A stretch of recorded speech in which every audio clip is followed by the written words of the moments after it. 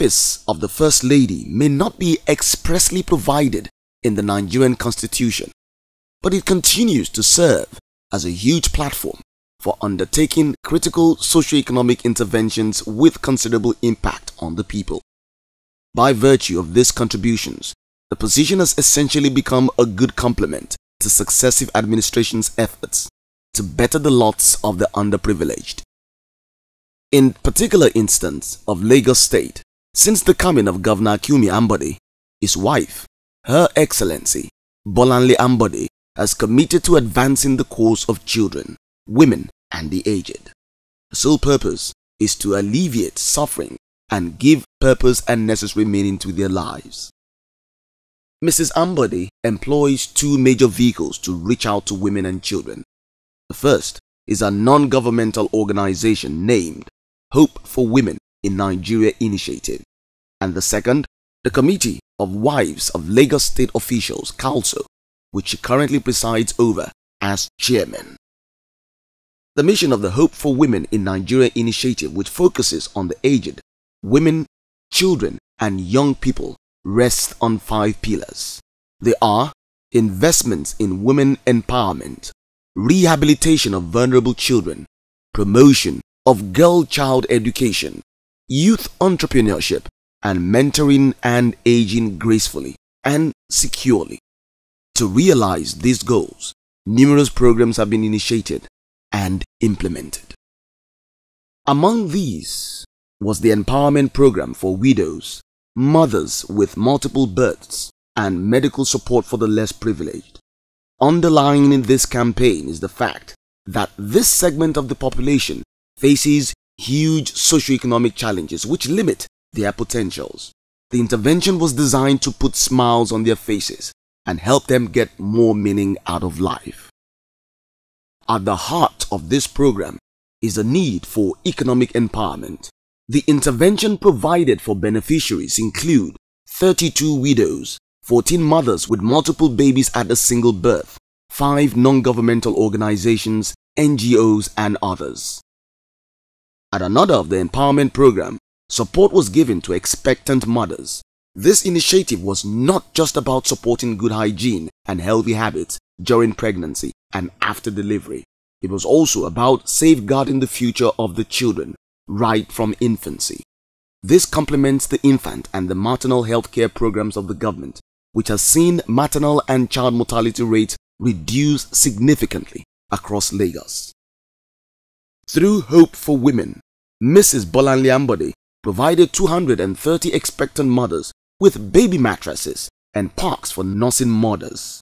These contained all the necessary baby essentials from thermometers to breastfeeding covers, amongst others. I believe that good health is the backbone of everything. Healthy people are more productive and innovative.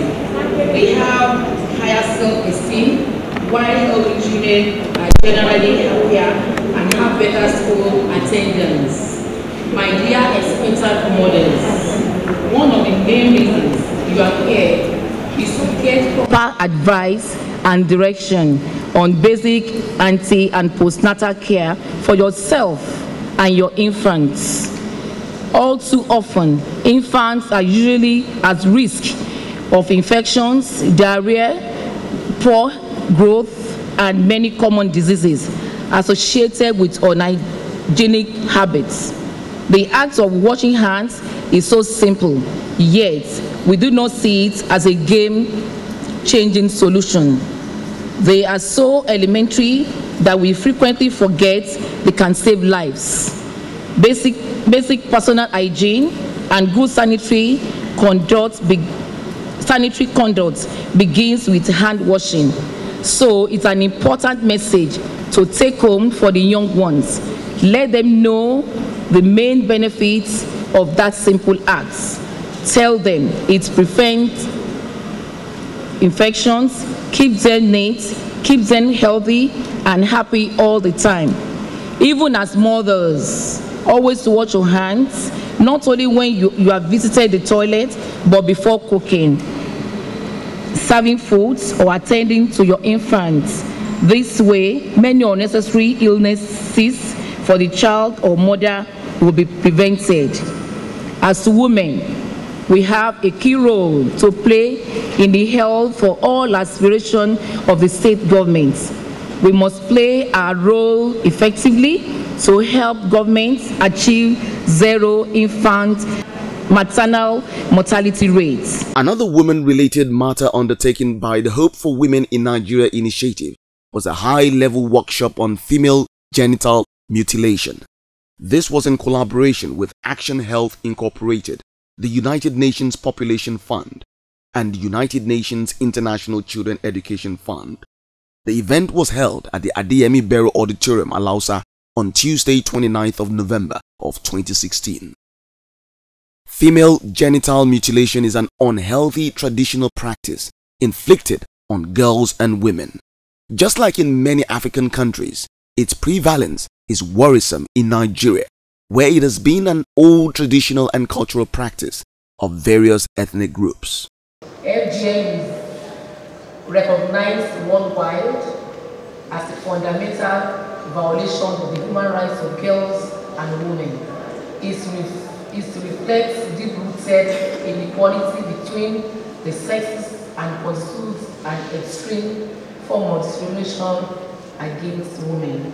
It is also a violation of a person's right to health, security, and physical integrity.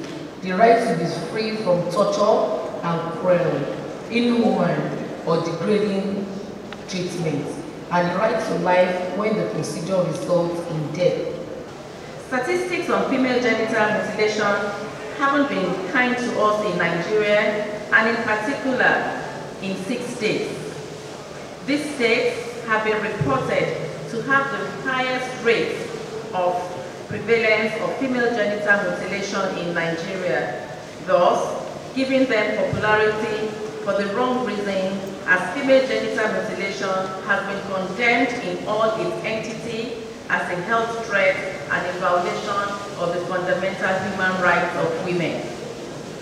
The need to bring this evil practice to zero level has necessitated the convening of this high-level meeting such as this to find a quick and lasting solution that will lead to its total eradication. We must seek to expose our women to this bravely dehumanizing act, and it begins with a change in our mindset and abolishing of these harmful cultural traditional practices which were engendered by the elsewhere parochial nature of our society. Unfortunately also, female circumcision is brutal and gruesome as it involves the removal of organs required by every woman for sexual fulfillment. It therefore has serious health implications, chief among which is vesico-vaginal fistula, VVF, and HIV/AIDS. The commemoration allows governments, non-governmental organizations, and individuals the opportunity to raise awareness on the AIDS pandemic caused by the spread of HIV infections and its threat to life. It is important to note that AIDS claims millions of lives globally, making it one of the most destructive pandemics in history. To this end, there's the need to continuously build capacity, develop infrastructure, and mobilize resources towards ending this scourge. Here in Nigeria, we are appealing to policymakers for intervention programs targeted at their adolescents living with HIV and AIDS because of the strategic age bracket in Lagos State. We are proud of the efforts of the Lagos State AIDS Control Agency in raising public awareness and bringing the epidemic under control. The launch of Project Bright Steps for Lagos State Public Primary School pupils was a huge step for Mrs. Bolanle Ambode and her NGO, born out of a burning desire to touch lives and be a source of hope and relief for the less privileged. Project Bright Steps is being used to equip public schools and focus on children's social welfare, education, and healthcare. As a result of this, over 175,000 primary 1 to 3 pupils from public primary schools across the state were provided with made in Nigeria shoes, socks, bags, and other educational materials. The schools in Lagos State now have a hierarchy that is of emulation with the help of the governor of the state, Mr. Ambode, His Excellency, the governor of Lagos State. With the efforts he has made or is making in Lagos State, give the parents more motivation to send the children to public schools. Even with what we are doing today for our mother in millions, Mrs. Ambode, what she's doing today is another kudos to Lagos State Governor, that children are given free bags and free shoes. It has never been done before, and we are praising God for his life. The distribution, which kicked off at the Central Primary School, Obakinjobi in Ikeja, was also done in other 5 education districts. The intervention was particularly a boost to the state's economy as the materials were produced locally. This is just another school facilities just to support the children. It's about supporting the children in our own beautiful way in providing a shoe and a socks for them. About 175,000 pairs of shoes have been provided by our Excellency to be distributed to schools, to children in our public schools across the state. The local governments, SUBEB, the board secretaries, all of these people are going to help in the process of distribution such that these shoes and the socks will get to the beneficiaries. On Monday, 19th of September 2016, the scholarship scheme of Hope for Women in Nigeria initiative took off with the official launch of its website for eligible candidates for the 2016-2017 session. The scholarship scheme is to provide the brightest students from public secondary schools with funding for their undergraduate programs. 2 students have, however, benefited from this. They are currently studying accountancy at the Federal University of Agriculture, Abeokuta, and the University of Lagos. In what was described as a little idea that has become a reality, a 10-unit children's convenience has been constructed and commissioned at the Ndubuisi Kanu Park in Alausa, Ikeja. Initiated and provided by Her Excellency, Mrs. Bolanle Ambode, the facility, which separates adults' convenience from that of the children for health reasons, would also discourage open urination, defecation and pollution of the environment while the children are on a picnic at the park. At public places like this, little children should not share toilet facilities with adults for health reasons and for their privacy and protection. As parents, we must not unduly expose our children to health risks. It was this realization that served as motivation for building the facilities. I am thankful to God that what came up as a little idea has become real. Relaxation, recreation, and leisure remain an integral part of city life everywhere in the world. At some point in time, weekends, vacations, or holidays, we must take time to relax, rest, and unwind from the hustle and bustle of city activities. The children also must be encouraged to actively engage in recreation. This will assist a healthy physical, mental, and emotional development of the children, as well as the adults. It is all about a happy and healthy living for the young and the old. To mark the year 2017 International Youth Day, the Hope for Women in Nigeria initiative organized a 2-day entrepreneurial training program for more than 80 youths in baking technology, piggery, fishery, grass cutters, mushroom, poultry, snail and vegetable farming.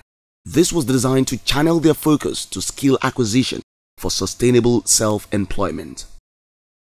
As the chairman of the Committee of Wives of Lagos State Officials Council, Her Excellency Mrs. Bolanle Ambode, with the active support and participation of other members, have been pioneering landmark initiatives using the platform of council, with one of the founding objectives being complement the efforts of the Lagos State government, she continues to cater for the welfare of people in the state. In the last 2 years, the committee sponsored the renovation and upgrading of the ear, nose and throat departments at the Lagos Island, Bagada, Ikorodu, Padagri and Ifakwa-Ijai General Hospitals. The state-of-the-art equipment, which are the first of its kind in any public hospital in the state, now ensures early detection of hearing impairment in children and the newborn through a test called the neonatal hearing screening. Communication plays an important role in today's society. Hearing and understanding are central to social life. People who cannot hear properly become increasingly isolated and are more likely to suffer depression. Using hearing aid represents a number of advantages for a hearing impaired person. These include improved oral expression. With a modern hearing aid, they not only understand others better, but others can understand them better too.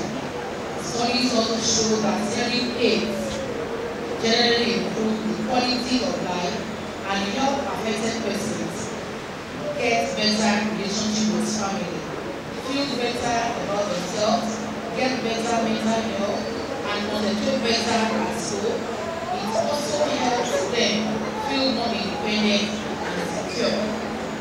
Our aim in this regard is to ensure that hearing impaired does not constitute a limitation to children of school age as well as adults. I'm one of the beneficiaries of hearing aids.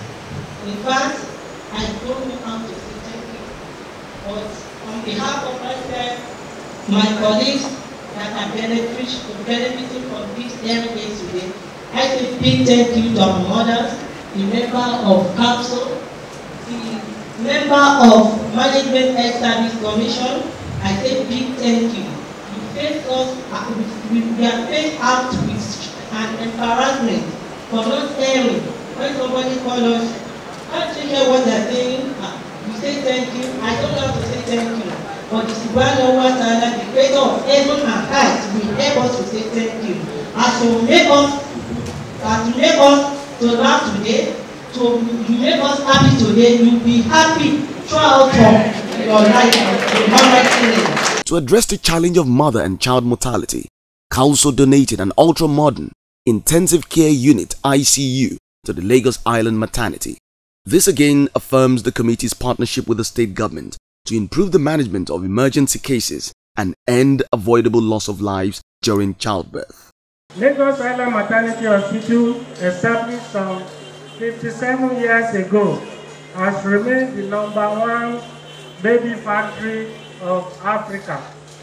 We remain a place of refuge and last hope for a teeming number of unbooked obstetric emergencies. These are women who are referred from various centers such as traditional birth attendants, faith-based organizations, public and private hospital units in dire straits or acute life-threatening emergency. A review of our mortality statistics in 2016 showed more than 90% of maternal deaths are due to unbooked emergencies. More than half of these cases require not only skilled intervention, but critical care in a fully functional intensive care unit. While some cases such as sepsis and severe obstetric hemorrhage with DIC are preventable, majority of cases of severe preeclampsia or eclampsia are not preventable, as the etiology is unknown. We are gathered here today to witness the meeting of a need, the closure of a gap, the commissioning of the ultra-modern intensive care unit to help us manage obstetric emergencies better and improve the survival of our mothers with life-threatening conditions during childbirth. In furtherance of its commitment to improve maternal health, Council organized free surgery and treatment for women with goiter. This medical intervention which came on the discovery of high rate of goiter cases amongst women during screening and diagnosis, brought relief to 30 women as the committee bore the high cost of the surgical procedure, including post-surgery tests and administration of drugs. I also observed with deep concern the weekly diagnosis of women with goiter, the majority of which require surgery. It is medically and socially unhealthy for goiter to be left untreated. The variety of treatment options, including medications, surgery like social type or radiation therapy. Surgery is more often recommended for patients that with toxic molecular goiter, especially when medication has failed to control thyroid production. We say a very big, powerful thank you for the motherly care and the passion you have shown to the people of Lagos State. We are very grateful. We really appreciate all members of this council. We say God bless you in the name of Jesus. Our appreciation is also extended to those set of people who have sacrificed one way or the other to the success of this program in terms of time, their energy, their knowledge, their prayers, and their super care to ensure that this program is a success. I want to say a very big thank you. In addition to the free surgery, the occasion was used to sensitize women on preventive measures that would reduce the prevalence of the disease, especially with the use of iodized salt in cooking. Regular medical checkup for early detection and prompt treatment of any ailment was also emphasized. For 2 consecutive years, CALSO, led by Mrs. Bolanle Ambode, has sustained one of the major legacies of the committee by organizing the annual International Women's Conference.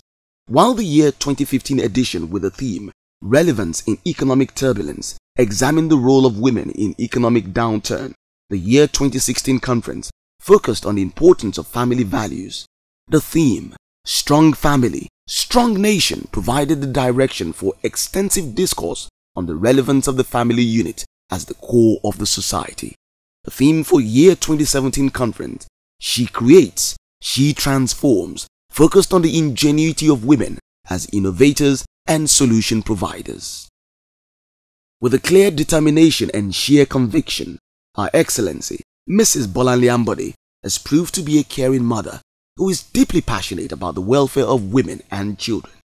In less than 2 years, the 2 platforms of our NGO, Hope for Women in Nigeria Initiative and the Committee of Wives of Lagos State officials, have become the harbinger of restoration and hope for the underprivileged.